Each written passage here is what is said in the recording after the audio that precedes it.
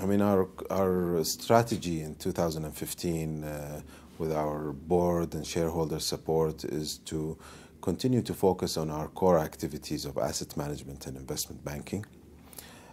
Continue to fine-tune our capital structure by reducing non-core investments, increasing core investments, reducing our leverage position, our leverage in the company. Focusing on our core activities, we are growing our assets under management with more managed funds than we traditionally used to do. We are enhancing our team internally, so we are in hiring mode, strengthening our human resources and human capital capabilities with an aim to grow assets under management and investment banking transactions. So those are the core elements of our strategy for the coming year. Kamco's strategy evolved over its 15-year history. In the past few years, a key element of that development was to focus more on creating managed funds that span the region. In that regard, we had a dedicated internal effort to focus on developing products that meet the new economic environment post-financial crisis.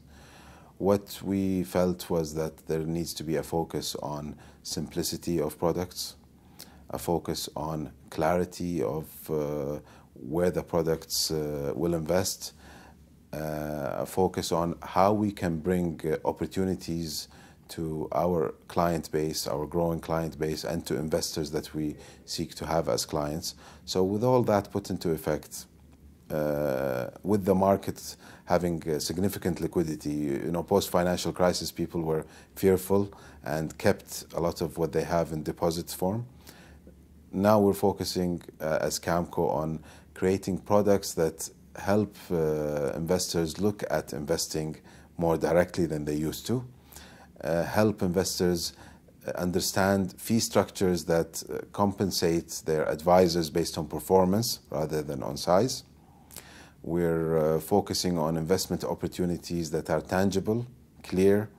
So our product line, for instance, we introduced an innovative real estate fund operating on seeking opportunities in the MENA region on a selective basis with strong internal guidance on how we do this.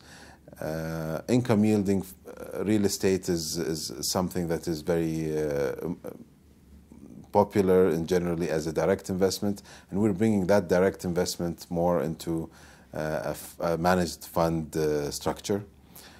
Fixed income space also is another area that we have focused on. We launched raising money for our new MENA fixed income fund. We have experience in that field. We used to have a Kuwait-based fixed income fund, which was very successful and closed its cycle 3 years ago. Now we are launching our MENA-focused fixed income fund. There, again, we are doing pretty much a simple approach of an innovative but simple but innovative approach at providing products to our clients. So here, fixed income does not have an official market in the region. It's an OTC type product in the region. However, post-financial crisis, you see that issuers of fixed income are blue chip corporates, blue chip private sector entities, government entities, government-supported entities that are also of high standard. So the instrument is relatively safe. We're allowing investors to invest in these instruments again through a fund structure. We see an increase in those instruments, whether in the conventional side of bonds or the Islamic side of sukuk.